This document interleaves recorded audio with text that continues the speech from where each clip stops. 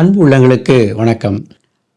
அன்பர்களே, நீங்களும் உங்கள் நட்சத்திரமும் என்கின்ற தலைப்பிலே நாம் இன்றைக்கு பார்க்கவிருக்கிற நட்சத்திரம் கிருத்திகை நட்சத்திரம். பிறரை முன்னுக்கு ஏற்றி தன்னை தியாகப்படுத்திக் கொள்ளக்கூடிய ஒரு நட்சத்திரம் இந்த கிருத்திகை நட்சத்திரம். இந்த நட்சத்திரத்திலே பிறந்த உங்களுக்கு எந்த நாள் சாதகமாக இருக்க போகிறது, பண வரவுகளை தரப்போகிறது, குடும்பத்திலே மகிழ்ச்சியை ஏற்படுத்த போகிறது. அதே போல இந்த நாள் உங்களுடைய பிரார்த்தனைகளை எப்பொழுது நிறைவேற்றும், அதே சமயம் இந்த நாள் உங்களுக்கு எப்பொழுது கஷ்டங்களையும் தரும். இந்த குறிப்பிட்ட இந்த ரகசியங்களை இந்த வீடியோவில் பார்ப்போம். அதற்கு முன்பாக நம்முடைய சேனலை நீங்கள் முதல் முறையாக பார்க்கிறீர்கள் என்றால் சேனலை சப்ஸ்கிரைப் செய்து வைத்துக் கொள்ளுங்கள். அரிய தகவல் உங்களுக்காக கொடுக்கப்படுகிறது. அன்பர்களே, இந்த கிருத்திகை நட்சத்திரத்திலே பிறந்தவர்களுக்கு சூரியன் அதிபதியாக இருக்கிறார். இந்த கிருத்திகையினுடைய இன நட்சத்திரமான உத்திரம், உத்திராடம் இந்த மூன்றும் சூரியனுடைய அமைப்பை தன்மையை பெற்றிருக்கின்றன.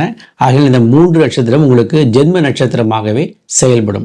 அப்போ இந்த ஜென்ம நட்சத்திரத்தை நாம் என்ன செய்யலாம், நமக்கு என்ன கிடைக்கும் என்று பார்க்கும் பொழுது, உங்களுடைய அபிலாஷைகள் நிறைவேறுவதற்கு அல்லது உங்களுடைய குலதெய்வ பிரார்த்தனை அல்லது இஷ்ட தெய்வ பிரார்த்தனை, நீங்கள் விரும்பிய வண்ணம் லட்சியங்களை அடைவதற்குண்டான சிந்தனை, இவற்றை வளர்த்துக் கொள்வது, இவைகள் எல்லாம் இந்த ஜென்ம நட்சத்திரத்திலே உங்களுக்கு சாதகமான பலனை தரும். எப்பொழுது கிருத்திகை வருகிறதோ அல்லது உத்திர நட்சத்திரம் வருகிறதோ அல்லது உத்திராடம் வருகிறதோ இந்த நாளிலே நீங்கள் சென்று உங்கள் பிரார்த்தனைக்கான விஷயங்களை செய்து கொள்ளலாம். உங்களுடைய பிறவியின் நோக்கம், நீங்கள் எதற்காக, உங்கள் லட்சியங்கள் எதற்காக படைக்கப்பட்டிருக்கிறதோ அது இந்த நாளிலே உங்களுக்கு நிறைவேறக்குண்டான வாய்ப்புகள் இருக்கும். அதே போல இவ்வளவு அனுகூலங்களை கொடுத்தாலும் இந்த நட்சத்திரத்தில் செய்யக்கூடாத சில காரியங்களும் இருக்கிறது.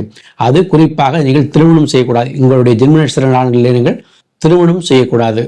அடுத்ததாக முக சவரம் செய்து கொள்ளக்கூடாது. அதே போல காது குத்துதல் போன்ற உங்களுக்காக செய்யப்படுகின்ற இந்த மூன்று விஷயங்களையும் தவிர்த்து விடுவது உங்களுக்கு இந்த நட்சத்திரம் சாதகமான பலனை அதிகப்படுத்தி கொடுக்கும். அடுத்ததாக கிருத்திகையில் பிறந்த உங்களுக்கு பணம் எப்பொழுது வரலாம், குடும்பத்தில் சுபிட்சம் எப்பொழுது வரலாம் என்று பார்க்கும் பொழுது, சந்திரனின் நட்சத்திரமாகிய ரோகிணி, அஸ்தம், திருவோணம் இந்த மூன்று நட்சத்திரம் உங்களுக்கு மன மகிழ்ச்சியையும் பண வரவையும் தொழிலை அபிவிருத்தியையும் கொடுக்கக்கூடிய நாளாக இருக்கிறது. இந்த நாட்கள் எப்பொழுது வருகிறதோ, இந்த மூன்று நட்சத்திரம் ரோகிணி, அஸ்தம், திருவோணம் இந்த மூன்று நட்சத்திரமும் எப்பொழுது வருகிறதோ அன்று உங்களுக்கு வரவுகள் அதிகரிக்கும். உங்களுடைய பொருளாதார நிலை மேம்படும். உங்களுடைய பணம், வரவேண்டிய பணம் எங்கிருந்தால் வரவேண்டியிருந்தால் அது உங்கள் கைக்கு வந்து சேரும். அந்த பொருளை செலவிட்டு அதில் குடும்பத்திற்கான மகிழ்ச்சியை தேடுவீர்கள். இப்படி இந்த மூன்று நட்சத்திரம் வரக்கூடிய நாளிலே பொருளாதார விஷயங்கள் மட்டும் அல்லாமல் குடும்பத்திற்கு தேவையான விஷயங்களும் செய்து மன மகிழ்ச்சியை அதிகரிக்கக்கூடிய நாளாகவும் இருக்கும்.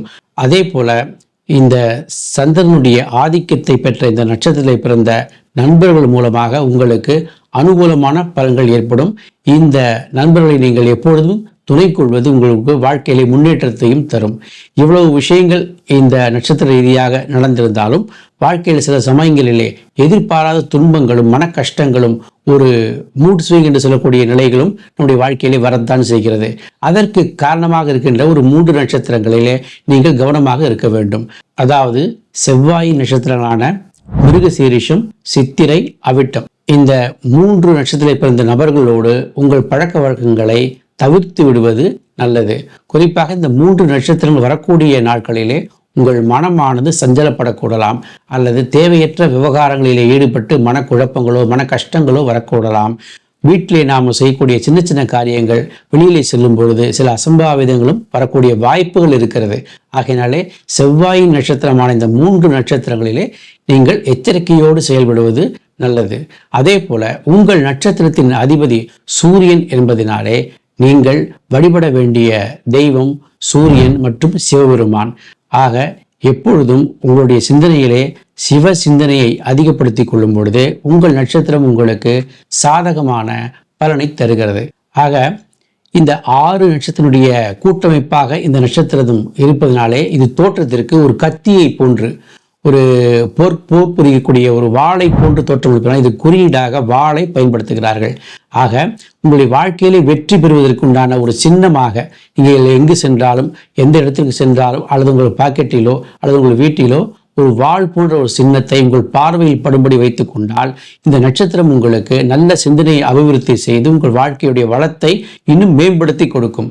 ஆகையினாலே சூரியனுடைய அதிபதியாக இருக்கின்ற இந்த நட்சத்திரத்திலே சூரியனையும் சிவபெருமானையும் நீங்கள் வழிபடுவது உங்கள் வாழ்க்கையினுடைய முன்னேற்றத்திற்கும் இதனுடைய குறியீடான வாழ் சின்னத்தை உங்கள் பார்வையில் படும்படி வைத்துக் கொள்வதும் உங்களுடைய வாழ்க்கையில் பலம்பெற செய்யும். மீண்டும் இது போன்ற ஒரு அரிய தகவலோடு நம்ம அடுத்த பதிவில் சந்திப்போம். நன்றி, வணக்கம். அன்பும் அருளும் எங்கும் தழைக்க, அறிவும் மனமும் இணைந்து சிறக்க, அகிலம் முழுதும் இன்பம் கோடி கோடி கோடி நிறையவே.